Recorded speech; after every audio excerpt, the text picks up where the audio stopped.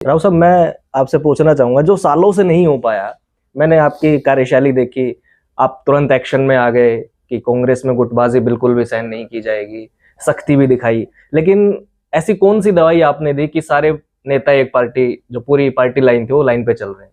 नहीं नहीं, ऐसी कोई दवाई की बात नहीं है। मैं कोई बहुत बड़ा नेता भी नहीं हूँ। मेरा सवाल वही जी, है। जी जी जी। जो उदय भान जी नहीं कर पाए, अशोक तंवर नहीं कर पाए, शैलजा नहीं कर पाई, और राव नरेंद्र ने 1.5 महीने में आते ही कर। नहीं नहीं, मैंने ऐसा कुछ कोई बहुत बड़ी चीज नहीं की कि मुझे बहुत बड़ी मैंने कोई तीर मार दिया हो या मैंने बहुत बड़ा उपलब्धि हासिल कर ली हो। हमारे लिए तो चुनौती भरा काम है। हम सबको हरियाणा के लोगों तक पहुंचना है, एक एक नीचे गांव लेवल तक जाना है, बूथ लेवल तक संगठन को बनाना है और अपनी पार्टी की नीतियों को, राहुल जी जो संघर्ष कर रहे हैं, जो मुद्दे ला रहे हैं देश के सामने, जैसे लेटेस्ट अभी मुद्दा आया वोट चोर गद्दी छोड़ का, और हरियाणा के मामले में उन्होंने ये जो साबित किया बता करके किस तरह से भारतीय जनता पार्टी ने चुनाव आयोग से मिलकर के अवैध सरकार बनाई और किस तरह 25 लाख वोटों की हेराफेरी की गई, किस तरह से वोटों को डबलिंग की गई, कहीं वोट काटे गए, कहीं जोड़े गए, और मकान नंबर एड्रेस में कहीं 0 है, कहीं एक एक दो मकान कमरे में 100-200 वोट बनाए गए।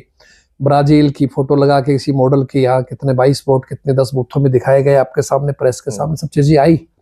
तो हमारा तो राहुल जी ने बड़ा अच्छा एक हमारी हरियाणा के लोगों की मदद की है। हरियाणा के लोग जो चाहते थे कांग्रेस सरकार बने, और बनती हुई सरकार को जो इन लोगों ने चोरी की, वोटों की चोरी की, सरकार की चोरी की, उससे आम हरियाणा का व्यक्ति अपने आप को ठगा सा महसूस करता है। कभी वोट चोरी, कभी ईवीएम, क्या ऐसा भी लगता है कि कांग्रेस की खुद की भी कोई खामियां रही है चुनाव हारने में? देखिए, खामियां तो हर इंसान में होती है, हर पार्टी में होती है। भाजपा में भी बहुत खामियां मिल जाएंगे आपको, लेकिन सवाल खामियों का नहीं है। सवाल तो अगर सरकार जो नहीं आ रही उसके पीछे भाजपा की नीति, जिसकी हम बात करते हैं, हम ये नहीं कर रहे कि राजनीतिक आदमी हैं, हम केवल इसलिए आलोचना कर रहे हैं कि हम दूसरी पार्टी से, हम सही को सही कह रहे हैं। आप देखिए 2014 में जब भारतीय जनता पार्टी स्टार्ट में आई थी, क्या वायदे लेकर के आई थी, आपके सामने याद करो। कोई एक भी वायदा पूरा किया हो? चाहे वो नौजवान को रोजगार के मामले थे, चाहे वो स्मार्ट सिटी के मामले थे, चाहे बुलेट ट्रेन का मामला था, चाहे किसान की आमदनी को दुगना करने का मामला था 2022 तक, गरीब आदमी को छत देने का मामला था, आदि आदि जितने भी मामले थे, खुद उनकी पार्टी के वरिष्ठ नेताओं ने कहा ये तो चुनावी जुमले थे। तो आप कब तक पब्लिक को, जनता को बेवकूफ बना सकते हो, झूठ बोल के, नई नई बातें करके? देर सवेरे आपको लोगों के सामने आना पड़ेगा। लोग जागरूक हैं, लोगों की आंखें खुलेंगी और लोग परिवर्तन चाहेंगे, आप ये मान के चलना। तो इसलिए जनता अब भारतीय जनता पार्टी की हकीकत को समझ चुकी है। एक छोटी सी चीज समझना चाहता हूँ राव साहब, क्या जनता समझ नहीं पा रही है, आप ये कहना चाहते हैं, या फिर ऐसा क्या है कांग्रेस हार रही है, बीजेपी लगातार फिर भी जीत रही है, और इस बार तो रिकॉर्ड तोड़ जीत हुई है? नहीं, आपके सामने बताया, कांग्रेस तो चुनाव जीत रही थी, जनता कह रही थी, खुद भाजपा के नेता कह रहे थे, हर व्यक्ति की जबान पे था कि राज कांग्रेस का बनेगा। भाजपा के वरिष्ठ नेता चुनाव लड़ रहे थे, उन्होंने खुद स्वीकार किया कि हम तो विपक्ष के विधायक के लिए कोशिश कर रहे हैं, राज कांग्रेस का बनेगा। जनता भी मन बना चुकी थी परिवर्तन का, लेकिन आपने खुद देखा किस तरह ईवीएम के अंदर गड़बड़ है, किस तरह वोटों के अंदर धांधली की गई है। हरियाणा का हर 8वां वोटर फर्जी, मतदाता डुप्लीकेट था। मेरी खुद नारनौल विधानसभा के अंदर 155 अगर बूथ है, तो उसमें से 85 बूथों पे उनके जो ईवीएम थी, 99% बैटरी पाई गई है। अब आप देखिए कि सारे दिन सुबह से शाम तक वोट पड़ रहा है, 2000, 3000, 4000 तक लोगों ने वोट डाले उस गांव के अंदर। फिर उसके बाद में 2 दिन छुट्टी भी रही है। क्या ये संभव है? कोई बैटरी ऐसी बनी है कि जो तीसरे दिन भी 99% आ रही है? जब हमने इस लिखित शिकायत की तो उन्होंने कहा साहब टेक्निकल पार्टी कहती है कि आजकल बैटरियां ऐसी आ गई है जो 99 रह सकती है। तो मैंने कहा फिर सारी की सारी 155 99 होनी चाहिए थी, बाकी बैटरी 46 क्यों है, 55 क्यों है, और वो कम क्यों है? शिकायत भी दी थी पार्टी, हमने लिखित में शिकायत दिया था। खुद हमारी ऑल इंडिया कांग्रेस कमेटी से पवन खेड़ा जी जो हमारे इंचार्ज हैं, उन्होंने खुद बोला अपने स्पीच के अंदर भी, हमारे से नारनौल से उम्मीदवार और नरेंद्र जी की शिकायत आई है, और इस बात को अपने चुनाव आयोग में भी ले गए, ऊपर तक भी गए, लेकिन कहीं कुछ सुनाई नहीं थी, न्याय नाम की चीज नहीं थी। तो इसलिए मजबूरन आज भी हमारे लगभग 15 से अधिक हमारे उम्मीदवारों ने जो चुनाव हराए गए हैं, हाई कोर्ट में रिट पिटीशन किया हुआ है। अच्छा, हमें न्यायपालिका पूरा भरोसा है, न्याय होगा। कोर्ट से मुझे आपका एक सवाल और याद आ गया, पलवल में सीएलयू के नाम पर पैसे की कोई रिकॉर्डिंग आपकी वायरल हुई, सीएलयू कांड, और अचानक से 12 साल के बाद चार्जशीट, क्या कहना चाहेंगे? देखिए, 2013 के अंदर एक साजिश के तहत आपके पास कोई व्यक्ति आता है और वो आकर के एक झूठे कागज जो अप्लाई नहीं किए गए कभी भी, ना मेरी कोई रिकमेंडेशन है, ना मेरी कोई डिमांड है, ना ओरिजिनल सीडी है, सिर्फ जो है आकर के आपके माउथ में कुछ चीज बात डालना, फिर एडिटिंग कर देना उनमें कि सर ये सीएलयू के पेपर है। मेरा फर्स्ट वर्ड ये था कि मेरा तो डिपार्टमेंट नहीं है। फिर उसके बाद में आगे बात बढ़ाना कि सर कोई नहीं, किसी और से कह दो, आप तो मिलने वाले आदमी, गरीब आदमी, हमारा काम हो जाएगा। आप जनता के दरबार में बैठे हैं, अगर कोई व्यक्ति को व्यापारिक को डील करे तो क्या वो पंचायत भवन में करेगा जहां हम जनता से मिल रहे हैं? आप सोचिए, वो कहीं 5 स्टार में करेगा, अपने घर के ड्राइंग रूम में करेगा। लेकिन ऐसे नहीं, इंटेंशन, नियत नहीं थी हमारी। वो तो एक जानबूझ करके एक पार्टी के द्वारा आईएलडी ने जो बाद में केस डाला भी लोकपाल की यहाँ और आज भी चल रहे हैं, तो वो वही बात है कि वो एक प्रायोजित षड्यंत्र था जो किसी भी पार्टी को शोभा नहीं देता कि आपस में इस तरह का मन गढ़ा झूठा किसी पर आरोप लगा के आप किसी का चरित्र खराब करना चाहे। लेकिन परमात्मा की यह न्याय है, देर हो सकती है, अंधेर नहीं हो सकती। हमारे साथ में जो श्री रामकिशन फौजी जी का जो मामला था, इसमें हमारे मेरे ख्याल लगभग 5-6 विधायकों थे जिनके ऊपर लगा। कुछ एससी के भाई थे, एक तो प्रजापत भाई था, एक मैं था सामने। तो अभी फौजी श्री रामकिशन फौजी जी को सुप्रीम कोर्ट से राहत मिल गया। जस्टिस कानन साहब ने फैसला सुनाया था हरियाणा पंजाब हाई कोर्ट का कि भाई फौजी साहब पे कोई केस नहीं बनता, उन्होंने केस कर दिया था। उसके विरोध में लोग सुप्रीम कोर्ट गए थे, तो सुप्रीम कोर्ट ने फौजी साहब के हक में कर दिया। तो ऐसा नहीं है, न्याय है। आप किसी को परेशान कर सकते हो, लेकिन सत्य पराजित नहीं हो सकता, ये आप मान के चले। हमें पूरा भरोसा है और कोई है भी नहीं, 1% भी किसी बात नहीं है। और अगर ये बात होती तो क्या 3 चुनाव नरेंद्र सिंह को पार्टी टिकट देती? आप सोचिए, जो परिवार एक साधारण किसान परिवार से आया है और वो परिवार 6 बार अगर विधायक बना है अटेली से और नारनौल से, तो अगर छवि खराब हो तो कौन बनाएगा उसको? आप सोचिए इस बात को। ऐसा नहीं है, जनता सब जानती है, बहुत समझदार है और मुझे पूरा भरोसा है। और जनता ने कभी दोषी माना भी नहीं।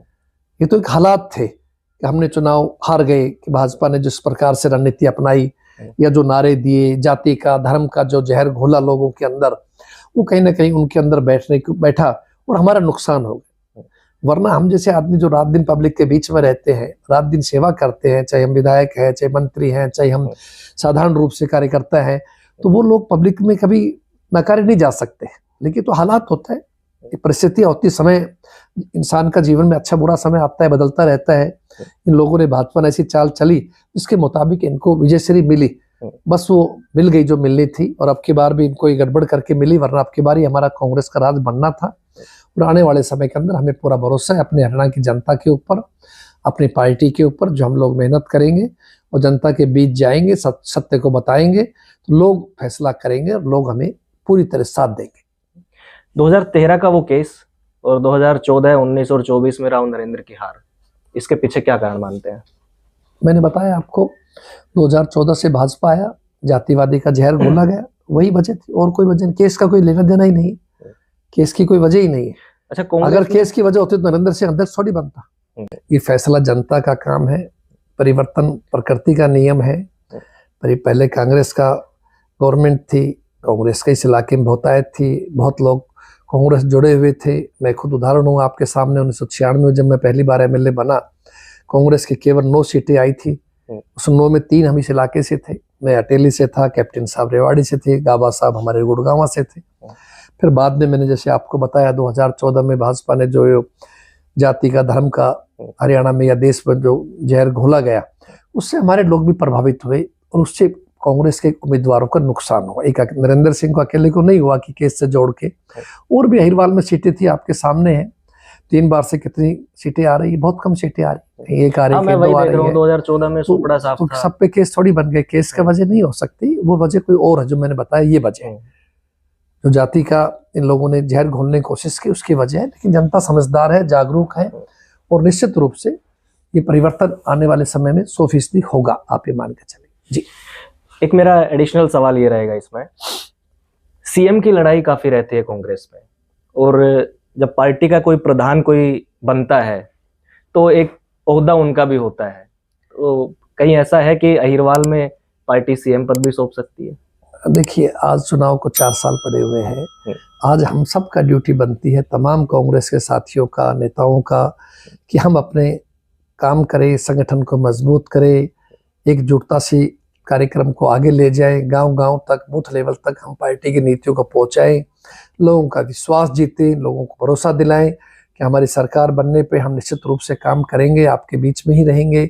और जो अगर कोई भूल चूक किसी बस अगर उनको लगता है हमसे कोई भूल हुई हो तो हम उसको दूर भी करेंगे। कोई जो भी जनता बताएगी, जनता सर्वोपरि है लोकतंत्र के अंदर। तो इसलिए आज कोई अगर सोचता है 4 साल बाद कौन मुख्यमंत्री बनेंगे, किसका क्या होगा, कुछ नहीं। हमारा लक्ष्य एक ही है कि कांग्रेस की सरकार बने, राहुल जी के नेतृत्व में, खड़गे साहब के नेतृत्व में देश में कांग्रेस मजबूत बने और राहुल जी को लोग भविष्य के लिए प्रधानमंत्री का चेहरे के रूप में देखते हैं। जिस प्रकार से वो काम कर रहे हैं, जिस प्रकार लोकसभा में बातें रखते हैं, जिस प्रकार से वो कहते हैं अकेले व्यक्ति है देश में जो मोदी जी से मुकाबला कर रहे हैं, डरो मत हमेशा कहते हैं, भगवान शिव को याद करते हैं, तो हम उनके बताए हुए रास्ते पर चलेंगे और पूरे देश के अंदर केंद्र में कांग्रेस की, हरियाणा में कांग्रेस सरकार बनाएंगे और राहुल जी को जो है देश का नेतृत्व देना चाहेंगे। राव साहब, बड़ी बेबाकी से आप जवाब दे रहे हैं। मैं आपके एक दिल की बात जानना चाहूंगा, उम्मीद है आप जरूर बताएंगे। अहिरवाल में, या फिर मैं कहूं कि पूरे हरियाणा में, मैं पूरे हरियाणा की बात करता हूं, अहिरवाल छोड़ देते हैं, पूरे हरियाणा में कांग्रेस 3 बार चुनाव हारी। आपकी नजर में कांग्रेस की कमजोरी क्या रही?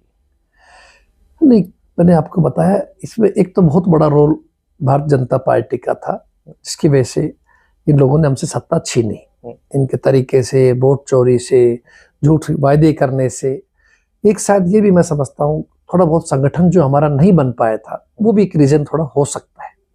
अब वो संगठन भी बन गया, 11 साल के बाद जिलाध्यक्ष हमारे बनाए गए हैं। फिर भी मैं तो अपनी पार्टी के कार्यकर्ताओं को बधाई देता हूँ, उनका हौसला अफजाई करता हूँ कि उन्होंने इतने बढ़िया तरीके से चुनाव लड़ा है, बिना अध्यक्ष होते हुए भी। आज हमारी सीट देख कितने एमएलए हमारे सामने हैं, ये भी तो है ना कि आज मुख्य विपक्षी दल है। पार्लियामेंट के अंदर कितनी भारी संख्या है कि हमारा विपक्ष का नेता से राहुल जी हैं। तो ये हमारे कार्यकर्ताओं की ताकत थी। लेकिन फिर भी मैं समझता हूँ अगर संगठन होता तो और बढ़िया तरीके से काम होता। अब वो पूरा हुआ है तो उसका हमें और फायदा मिलेगा।